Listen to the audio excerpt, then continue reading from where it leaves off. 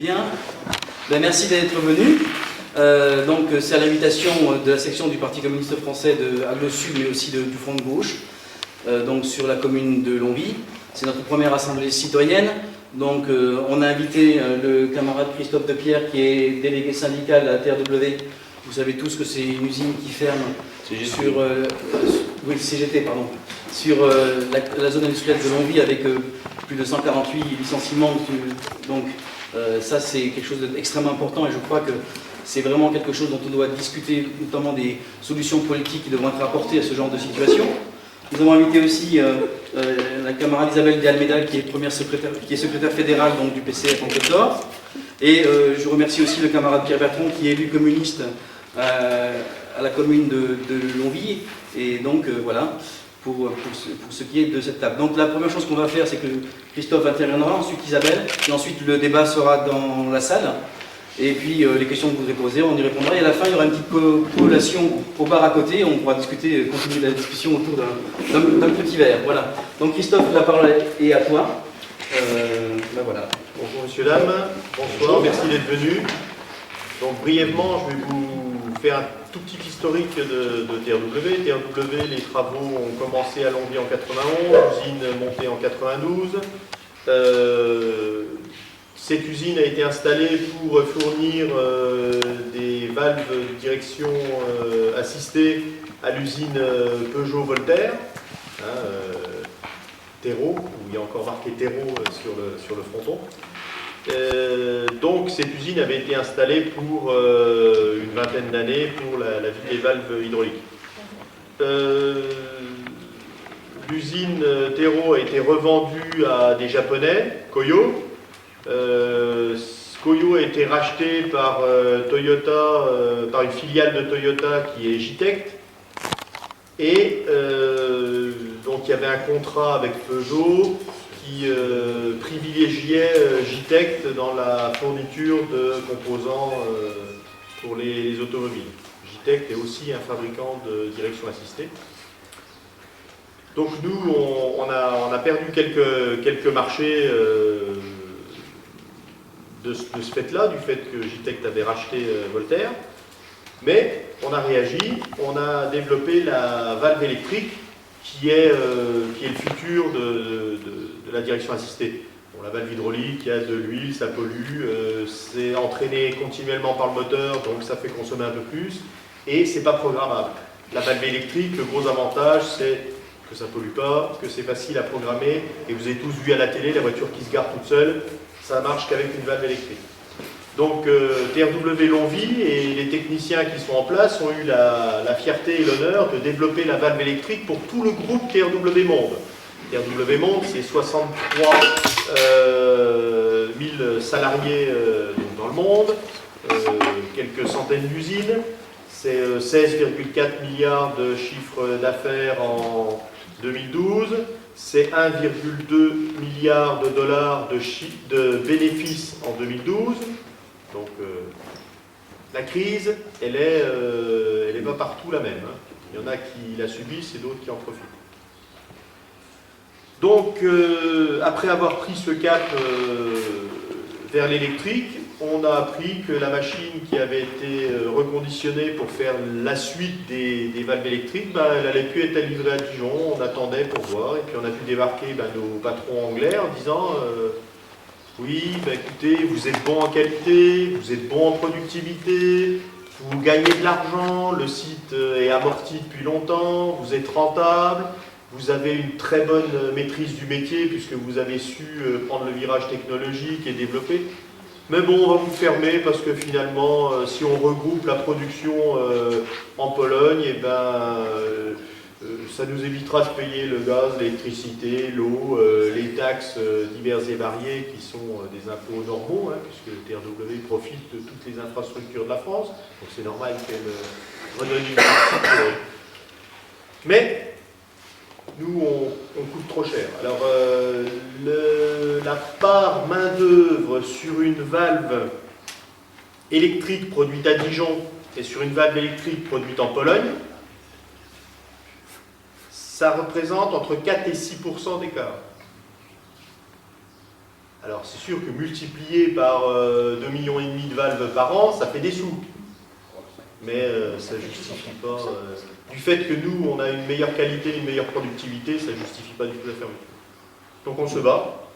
On se bat pour que notre expert nous donne les arguments financiers, sonnants et trébuchants qui nous permettent de garder le site ouvert.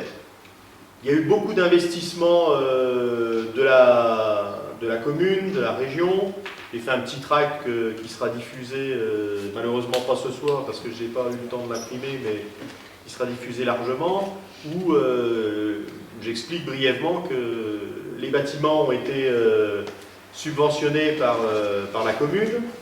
Le terrain est subventionné par la commune, les bâtiments ont été amortis grâce à des exonérations de taxes professionnelles.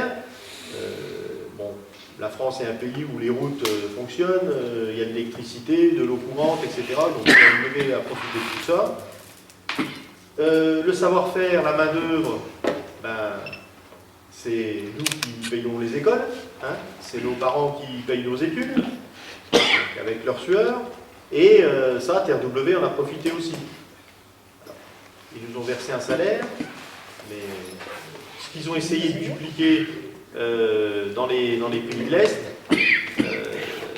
c'est grâce au travail qui a été fait à Longwy que c'était possible. Et une petite fierté de nos techniciens, c'est que la 3e génération de valves électriques qui a été développée, elle, uniquement en Pologne. Alors, j'attaque pas du tout les Polonais, ma femme est polonaise. Il n'y a aucun souci là-dessus. Mais ils n'ont pas les mêmes moyens et le même recul sur la technologie que nous. Donc, la 3e génération qu'ils ont développée, et Volkswagen a tapé très fort du poing sur la table parce qu'elle ne marche pas. Ils sont pas gagnés. Alors, quand vous faites faux bond à un groupe comme Volkswagen, ça laisse des traces. Donc, nous, on continue à se battre, on rencontre tous les élus, on avertit tous les citoyens pour leur dire qu'il ne faut pas laisser faire ce genre de choses. Notre outil industriel, on en a besoin. Les 147 personnes qui vont être licenciées, que les Anglais souhaitent licencier, nous on n'est pas d'accord. Si les Anglais arrivent à leur fin, il y a 32 personnes qui vont être licenciées chez les équipements, chez les personnes qui travaillent autour de TRW, les électriciens, transporteurs, etc. Et ça fait 8 intérimaires en moins. Donc 40 personnes, plus 147, 187 personnes qui vont se retrouver encore une fois à la charge de la société. Est-ce que la société va supporter indéfiniment de faire des condors pour que les industries s'installent en France et puis après les laisser partir en laissant la misère sociale et humaine derrière eux? Nous on dit non. Est-ce que je pourrais connaître le pourcentage du coût salarial par rapport au prix de la... Alors sur la valve électrique, c'est alors il y a 70% de matière, c'est entre une vingtaine de pourcents, c'est entre 17 et 24%, parce que ça dépend des modèles, ça dépend de plusieurs choses. Je te remercie beaucoup, camarade.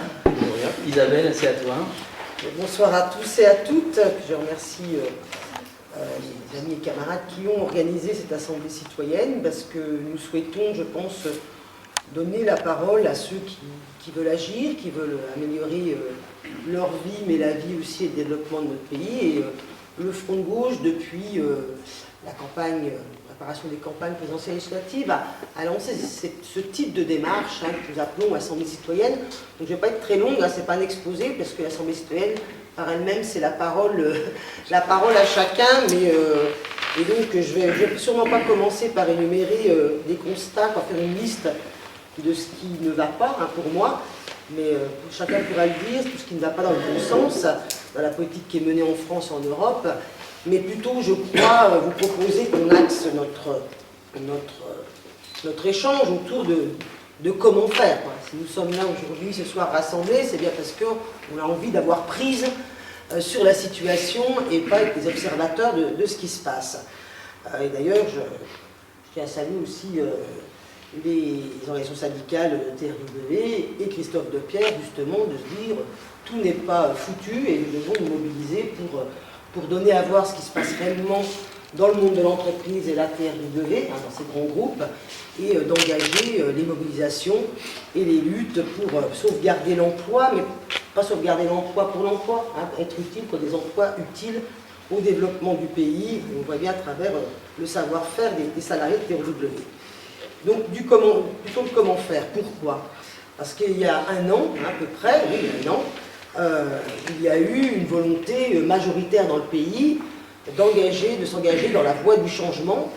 Et aujourd'hui, on voit de plus en plus de gens déçus. Quel qu'était le vote au printemps dernier, dans le camp de la gauche, évidemment, dans le camp de la droite, ils sont déçus, mais ils se mobilisent, vous avez vu, droite, extrême droite et autres, savent se mobiliser et s'unir pour occuper le terrain et pour justement retrouver des forces et se souder. Donc il y a eu une volonté dans le pays qui s'est soldée par un gouvernement socialiste, mis en place une Assemblée nationale à majorité socialiste et un Sénat qui avait été déjà mis en place avant à gauche. Et en même temps, c'est pas moi qui l'invente, il y a des sondages, il y a des études, les gens voient, il y a de la déception, de la colère aussi, du mécontentement qui s'exprime, parce que ça ne change pas et qu'au contraire cela s'aggrave.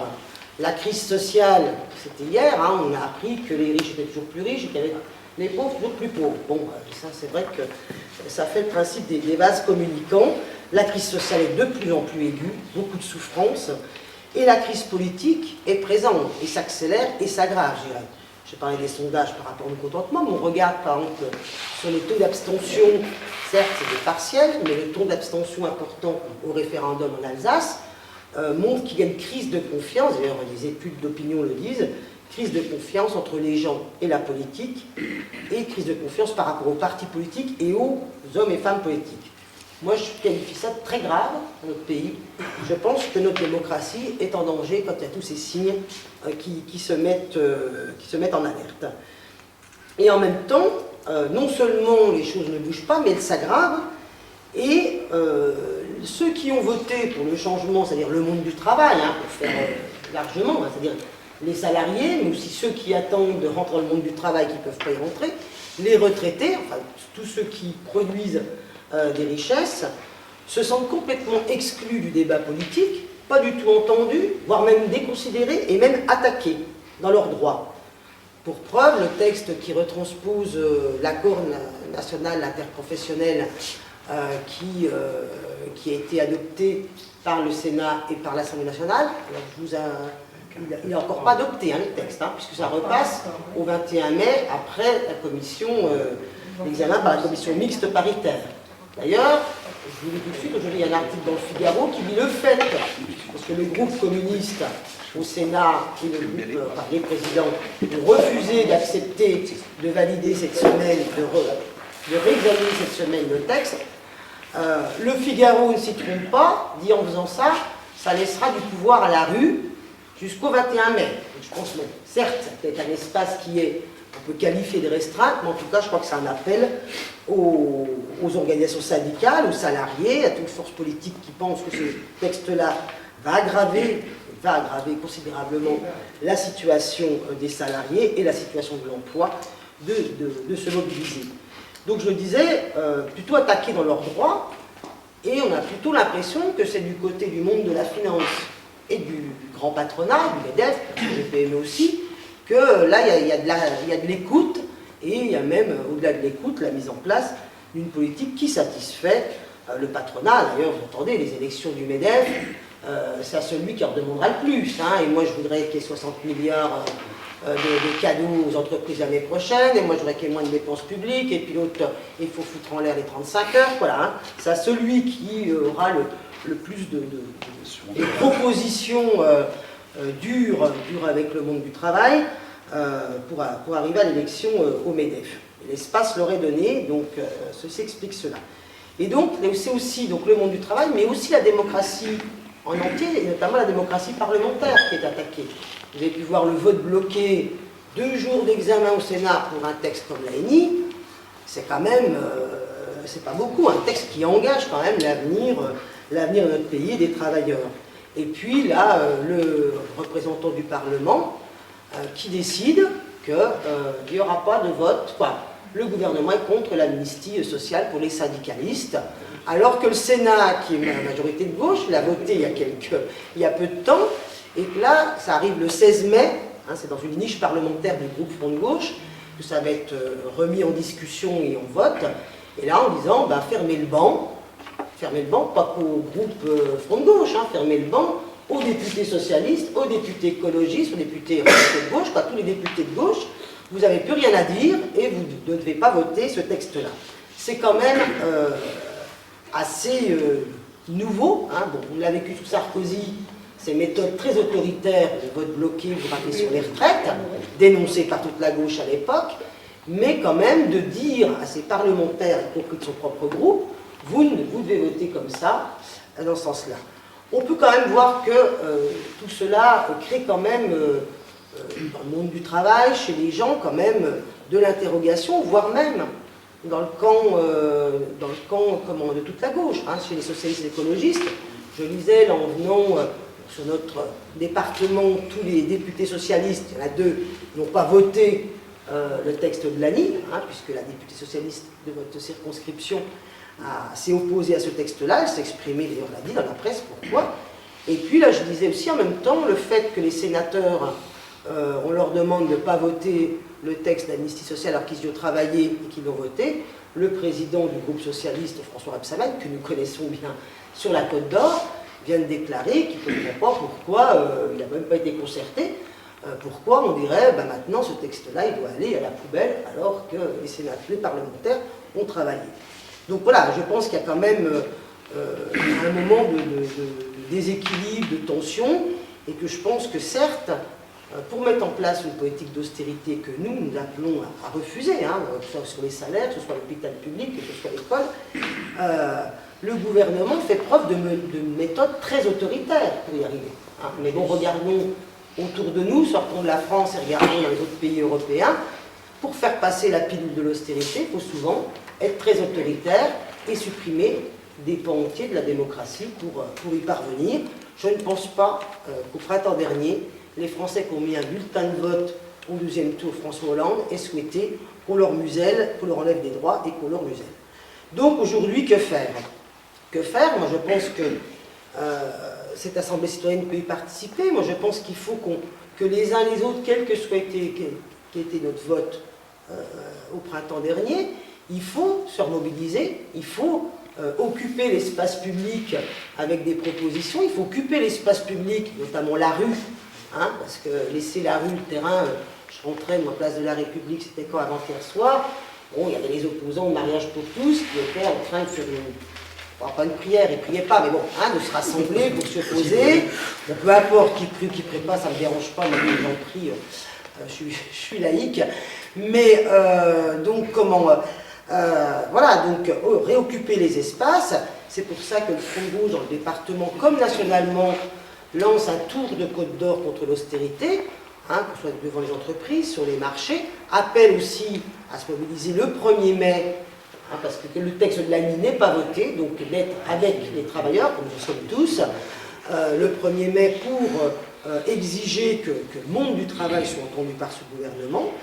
Et puis se mobiliser, voilà, le gouvernement vient de produire un texte pour moraliser la vie politique par rapport à l'affaire Cahuzac. Certes, mais est-ce que ça sera suffisant pour contrer le monde de la finance? Je tiens à vous informer qu'il y a quelques mois, il y a eu une commission d'enquête menée par Éric Bloquet, qui est sénateur communiste, qui a produit un document, il y a 61 propositions. Moi je les ai tirés, mais il faut que j'ai du mal à comprendre, parce que c'est tellement l'évasion fiscale, les paradis fiscaux, il faut y connaître quand même quelque chose. Et après ce qu'il disait, c'était quand même très opaque, hein, et donc c'est volontaire. Pourquoi le gouvernement ne met pas en place ces mesures contre l'évasion et la fraude fiscale? Ça rapporterait quand même entre 60 et 80 milliards au budget de notre pays. Vous voyez ce qu'on pourrait faire avec tout ça, hein, on pourrait financer des postes dans l'éducation nationale, l'hôpital public, que sais-je encore, en tout cas satisfaire beaucoup de besoins populaires. Donc je pense qu'on a besoin de travailler des mesures, de redonner un nouveau pacte politique majoritaire dans notre pays. Parce que quand même, quand on regarde, le peuple de gauche ne met plus le gouvernement en majorité. Quand on regarde les sondages, les enquêtes d'opinion, ce gouvernement n'a plus de majorité politique populaire, hein, dans le sens, je ne suis pas la majorité politique à l'Assemblée nationale et au Sénat. Mais dans le peuple, il n'a plus de majorité politique. Donc il y a certainement besoin de travailler un nouveau pacte majoritaire politique avec tous ceux qui veulent y travailler, hein, et puis de se donner une nouvelle majorité politique. Ça passerait par un nouveau gouvernement. Mais déjà, il ne faut pas inverser, hein, ce n'est pas un nouveau gouvernement pour savoir ce qui va être fait, c'est déjà que le peuple définisse des nouvelles mesures, un nouveau pacte politique qui pourrait être sur plusieurs piliers, notamment la question de comment on s'attaque à la finance, comment on change, on fait bouger aussi la question européenne, parce qu'on voit bien que ça enferme beaucoup de choses, comment on développe une politique industrielle et écologique en même temps, une transition énergétique, et notamment on développe l'emploi, et puis des nouvelles règles démocratiques pour arriver, alors nous on nomme dans le Front de Gauche une 6e République, c'est d'ailleurs pour ça qu'on appelle à une mobilisation très forte le 5 mai à Paris, pour que chacun avec ses pancartes, ses exigences, et je pense notamment aux salariés de TRW qui pourraient très bien monter avec leur banderole pour dire TRW, eh ben, il n'y a pas de raison que cette boîte elle ferme et laisser son carreau 150 salariés. Voilà, donc d'aller sur courir la rue et continuer ce travail d'élaboration. Je pourrais revenir après sur d'autres propositions que le Parti communiste met dans le débat. Voilà, j'ai peut-être été déjà suffisamment long, excusez-moi. Merci.